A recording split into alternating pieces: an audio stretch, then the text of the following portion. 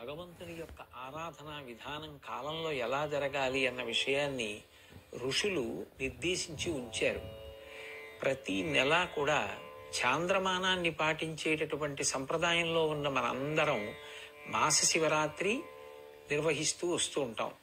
ఒక నెలలో చేసేటటువంటి శివరాత్రి మాస శివరాత్రి అయితే, ఒక సంవత్సరంలో చేసేటటువంటి శివరాత్రి మహాశివరాత్రి. ప్రతి నెల కూడా కృష్ణపక్షంలో అమావాస్య తిథికి ముందు వచ్చేటటువంటి చతుర్దశి రాత్రి అంటే అర్ధరాత్రి వరకు పరివ్యాప్తమైతే దాన్ని మాస శివరాత్రి అని పిలుస్తారు. అదే ఒక్క మాఘమాసం దగ్గరికి వచ్చేటప్పటికి మాఘమాసంలో వచ్చేటటువంటి అమావాస్య తిథికి ముందు ఉండేటటువంటి చతుర్దశి అర్ధరాత్రి పరివ్యాప్తమైతే దానిని మహాశివరాత్రి అని పిలుస్తారు. ఇవి రెండు రాత్రి సంబంధంగా ఉంటాయి. కారణమేమి అంటే, రాత్రి అన్న మాట చీకటికి సంకేతం, అందున అర్ధరాత్రి అన్న మాట కటిక చీకటికి సంకేతం. అందుకే మీరు కొంచెం జాగ్రత్తగా గమనిస్తే సనాతన ధర్మంలో ఉపాసన అంతా కూడా రాత్రి పేరుతోనే ఉంటుంది. దేవీ నవరాత్రులు, వసంత నవరాత్రులు, గణపతి నవరాత్రులు, మహాశివరాత్రి, లేకపోతే ఏది చెప్పండి రాత్రిపూట ఉపాసన అంటాం. కానీ నిజానికి రాత్రి చేసే ఉపాసన ఏముండదు, పగటిపూటే భగవంతుణ్ణి ఆరాధన చేస్తాం. మరి ఈ రాత్రి శబ్దం ఎందుకు చేరినట్టు అంటే, రాత్రి అన్న మాటకు అర్థం చీకటి. చీకటి అంటే ఏ వస్తువు ఏదో తెలియనటువంటి స్థితి, అస్పష్టంగా ఉంటుంది. దొంగ ఏదో తెలియదు, దొంగ ఏదో తెలియదు. ఏది సత్యమో తెలియనప్పుడు భయము ఉత్పన్నమవుతుంది. భయము మృత్యువునకు పర్యాయపదం. ఎక్కడ భయం ఉందో అక్కడ మృత్యు ఉంటుంది. భయాతీతమైనటువంటి స్థితికి ఎప్పుడు ఎదుగుతాడో అప్పుడే మృత్యువుని దాటిపోయాడు, అమృతత్వాన్ని పొందాడు అని గుర్తు. ఎప్పుడు భయం పోతుంది అంటే, రెండవ వస్తువు లేదు అని తెలుసుకుంటే భయం పోతుంది. నేను కాక ఇంకొకటి ఉందనుకోండి, అది నన్ను ఏమైనా చేస్తుందేమో అన్న భయం ఎప్పుడూ ఉంటుంది. ఇవాళ బాగుంది కానీ ఏమో రేపు ఏం చేస్తుందో అని. కానీ ఉన్నది నేను ఒక్కటే, అసలు రెండవది లేదు అన్ననాడు భయపడడానికి అవకాశం ఏముంది? అది అజ్ఞానముగా ఎరుకలోనికి రావాలి, అనుభవంగా రావాలి. దాన్ని అద్వైతానుభూతి అంటారు. రాత్రి అన్న మాట ఉపాసనలో అర్థమేమి అంటే, అజ్ఞానం పోయి జ్ఞానం కలగడం. అందుకే సంవత్సరం మొత్తం మీద అర్ధరాత్రి వేళ భగవంతుని యొక్క స్వరూపములు ఆవిర్భవించేటటువంటి తిథులు ప్రధానంగా రెండొస్తాయి. ఒకటి శ్రావణ మాసంలో బహుళపక్షంలో అష్టమి తిథి నాటి అర్ధరాత్రి వేళ కృష్ణ భగవానుడి యొక్క అవతార స్వీకారం. ఎందుకు ఆయన శ్రావణ మాసంలో బహుళపక్షంలో అష్టమి నాటి అర్ధరాత్రే పుట్టాలి అంటే, శ్రావణ మాసం దక్షిణాయనంలో వస్తుంది. దక్షిణాయనం దేవతలకందరికీ కూడా రాత్రి. అలాగే బహుళపక్షం పితృదేవతలకందరికీ రాత్రి. శ్రావణ మాసం నల్లటి మబ్బులతో ఉంటుంది కాబట్టి ప్రకృతి పరంగా రాత్రి. అర్ధరాత్రి కాబట్టి అందరికీ రాత్రి, మనుష్య ప్రపంచానికి. ఇంతమందికి రాత్రి, ప్రత్యేకించి అర్ధరాత్రి. ఆ అజ్ఞానావస్థలో సమస్త లోకములు ఉన్నప్పుడు ప్రస్థానత్రయంలో ఒకటైనటువంటి భగవద్గీతని తాను జగద్గురువై అందించి జ్ఞానబోధ చెయ్యడానికి వెలుగుల ముద్దగా ఆయన జగద్గురువుగా అర్ధరాత్రి వేళ ఆవిర్భవించాడు. అక్కడ నుంచి మళ్ళీ ఖచ్చితంగా 6 నెలలు లెక్క పెట్టండి. శ్రావణమాసం బహుళపక్షంలో కృష్ణాష్టమి వస్తుంది.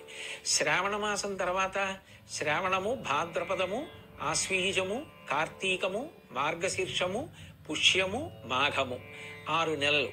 మళ్ళీ 6 నెలలు వచ్చేటప్పటికి బహుళపక్షంలో అమావాస్య తిథికి ఉండేటటువంటి చతుర్దశి అర్ధరాత్రి వేళ లింగోద్భవం అవుతుంది, జ్యోతిర్లింగం పుడుతుంది.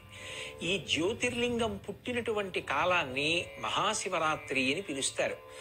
జాగ్రత్తగా పరిశీలనం చేస్తే శ్రావణ మాసంలో వచ్చిన కృష్ణాష్టమి నాడు కరచరణాదులతో వచ్చాడు. 6 నెలల తర్వాత కరచరణాదులు లేవు, కానీ రూపం లేకుండా మాత్రం లేదు, లింగ రూపం ఉంది. అందుకే అరూప రూపి అంటారు. రూపం ఉందా? ఓ రూపం ఉంది. కాళ్ళు చేతులు ఉన్నాయా? లేవు. కాబట్టి అరూప రూపి లింగస్వరూపం. 6 నెలల తర్వాత శ్రావణ మాసం నుంచి లెక్క పెట్టినప్పుడు ఈ మాఘమాసంలో బహుళపక్షంలో చతుర్దశి అర్ధరాత్రి పరివ్యాప్తమై ఉండగా మహాశివరాత్రి నాడు ఈ లింగోద్భవం అయింది. అది జ్యోతిర్లింగం. దాని గురించి వేదం అంది, ఆ పాతాళ నభస్థలాంత భవన బ్రహ్మాండమా విస్ఫురత్ జ్యోతిస్ఫాటిక లింగమౌళి విలసత్పూర్ణేందువంతామృతై అస్తోకాప్లుతమేకమీశమనిశం రుద్రానువాకాన్ జపం ధ్యాయేత్ ఈప్సిత సిద్ధయే ధ్రువపదం విప్రోభిషించేచ్చివం అంది. ఈ జ్యోతిర్లింగం పాతాళం కన్నా అడుక్కి, అంతరిక్షం కన్నా పైకి పరివ్యాప్తమైంది. దాని యొక్క అడుగు తెలుసుకోవడం కుదరదు, దాని పైన తెలుసుకోవడం కుదరదు. అది అంతటా నిండిపోయింది. అది జ్యోతిస్వరూపంగా వచ్చింది. మనం జ్యోతిర్లింగాలు అంటాం. అక్కడికి వెడితే దీపం ఏం కనపడదు. కానీ మరి ఆ లింగం జ్యోతిర్లింగం అంటే అర్ధరాత్రి వేళ పుట్టింది కాబట్టి చీకటిని పోగొడుతుంది. మనకి బాగా మీరు పరిశీలించి చూస్తే బాగా చీకటిగా ఉన్నప్పుడు ఏ వస్తువు తెలియదు. కానీ దూరంగానైనా సరే ఒక దీపం వెలుగుతోందనుకోండి, కన్ను వెంటనే ఆ దీపం వైపుకి ఆకర్షితమవుతుంది. అలాగే మనందరం అజ్ఞానం అనేటటువంటి చీకటిలో ఉండగా మనందరికీ కూడా జ్ఞానజ్యోతిని అందించడానికి ఆ జ్యోతి స్ఫాటిక లింగమౌళి విలసత్పూర్ణేందు వంతామృతై ఆ పాతాళ నభస్థలాంత భువన బ్రహ్మాండమా విస్ఫురత్, పాతాళం నుంచి బ్రహ్మాండం వరకు పెరిగిపోయినటువంటి జ్యోతిర్లింగం ఏర్పడింది. ఈ జ్యోతిర్లింగం అజ్ఞాన దాహకత్వం చేస్తుంది. అందుకే మహాశివరాత్రి నాడు నిర్వహించేవి ఏవి అంటే ప్రధానంగా రెండిటిని చేస్తారు. ఒకటి ఉపవాసం, రెండవది జాగరణం. ఈ రెండూ చెయ్యడంలోనే శివపూజ అంతర్లీనంగా ఉంటుంది. ఉపవాసము అన్న మాటకు అర్థం ఏమిటంటే, ఉప అంటే సమీపమునందు, వాసము అంటే ఉండుట.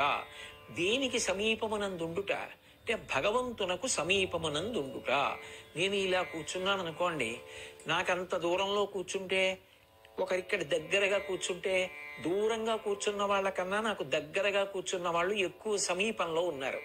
ఉపవాసము, భగవంతుడికి దగ్గరగా జరుగుతారు. ఎలా జరుగుతారు అంటే 5 జ్ఞానేంద్రియములను మార్చి మార్చి భగవంతుడి యందు ప్రవర్తింపచేస్తారు.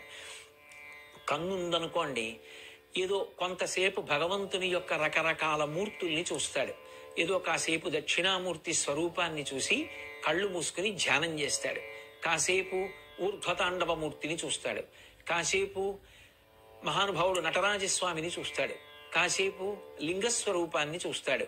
కంటితో మార్చి మార్చి మార్చి మార్చి భగవంతుని యొక్క రూపములను చూసి సంతోషిస్తాడు. దీనికి ప్రమాణాన్ని అన్వయం చేసుకోవడానికి ఆ రోజు రాత్రంతా కూడా భజనలు చేసి, అభిషేకాలు చేసి, పూజలు చేసి, మార్చి మార్చి ఇంద్రియాల్ని, కర్మేంద్రియాల్ని భగవత్ కైంకర్యంలో ఉపయోగించి అసలు నిద్రరాని స్థితిలో నిలబడతాడు. బలవంతంగా నిద్రని నిగ్రహించడం కాదు. తెల్లవారిపోయిందే అన్నంతగా భగవత్ సేవలో గడిచిపోవాలి. ఇప్పుడు అలా గడిచిపోయింది అనుకోండి, దానిని జాగరణ అంటారు.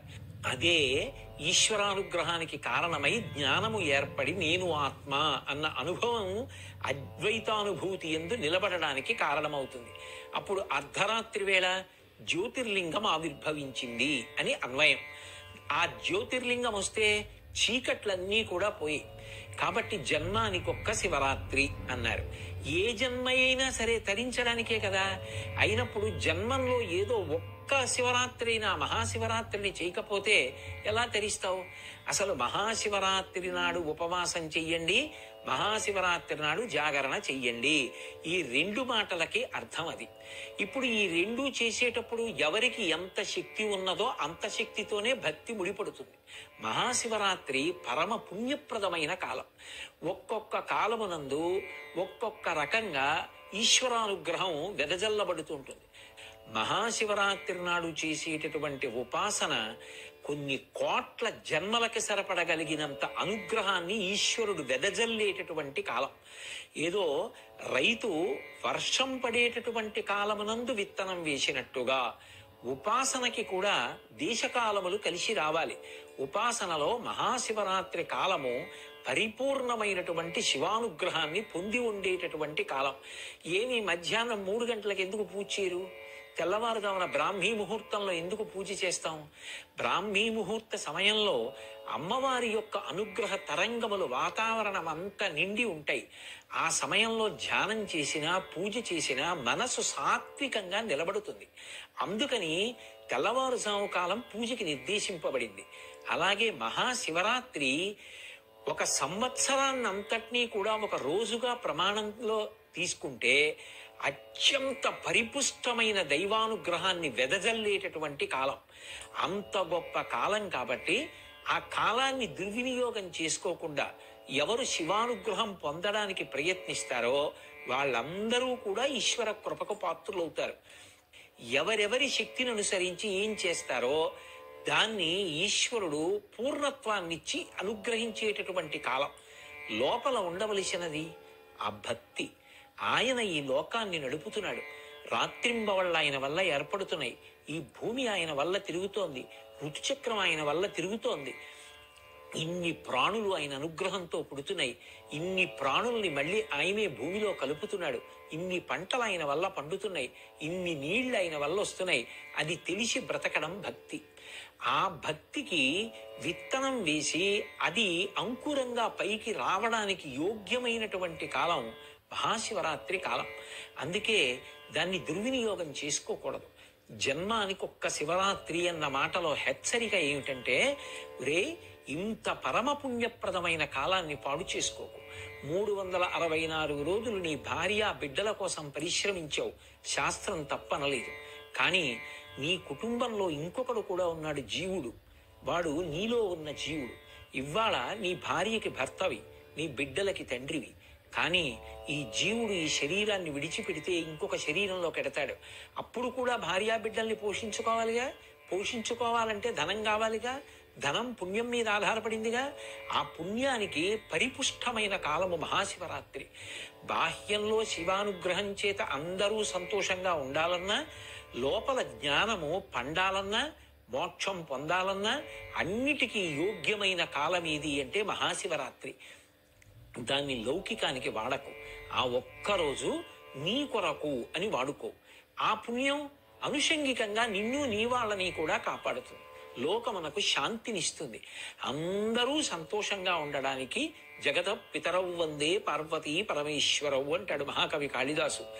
జగత్తుకే తల్లిదండ్రులైనటువంటి పార్వతీ పరమేశ్వరులలో శంకరుడు లోకమునకు జ్ఞానం ఇవ్వడానికి జ్యోతిర్లింగంగా ఆవిర్భవించినటువంటి పరమోత్కృష్టమైన తిథి. అందరం భక్తి ప్రపత్తులతో శివారాధన చేసి బాహ్యమునందు అందరం సుభిక్షంగా ఉండి ఆంతరమునందు జ్ఞానకటాక్షాన్ని పొంది పరమశివానుగ్రహం చేత అందరం ప్రశాంతంగా హాయిగా సంతోషంగా ఉండేటటువంటి కాలం ఏర్పడాలని అందరి పనుపున నేను ఆ పార్వతీ పరమేశ్వరుల పాదార విందములకు సాంజలిబంధకంగా నమస్కరిస్తూ ఈ మహాశివరాత్రి అందరికీ కూడా పరమ యోగ్యమైన కాలం అయ్యేటట్టుదిగా చెయ్యమని వేరొక్కసారి శంకరుణ్ణి ప్రార్థన చేస్తూ